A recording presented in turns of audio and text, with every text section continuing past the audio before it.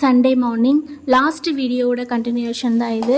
Cola மீன் பொறுத்த வரைக்கும் வறுக்கிறது தான் ரொம்பவே நல்லது. குழம்பு வச்சா ரொம்பவே முள்ளாக இருக்கும்னு சொன்னாங்க. ஆனால் நான் இவ்வளோ முள்ளாக இருக்கும்னு எக்ஸ்பெக்ட் பண்ணல. ரொம்ப முள்ளாகவே இருந்தது.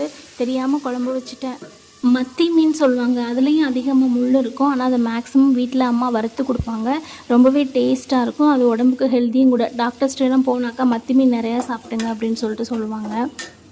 மத்தி மீனையுமே அம்மா குழம்பு வைப்பாங்க, வறுக்கவும் செய்வாங்க. டேஸ்ட் வைஸ் ரொம்பவே சூப்பராக இருக்கும். மேரேஜ் பண்ணுறதுக்கு முன்னாடி வரைக்கும் நான்வெஜ்னால் ரொம்பவே கஷ்டம் செய்கிறதுக்கு அப்படின்னு நினப்பேன்.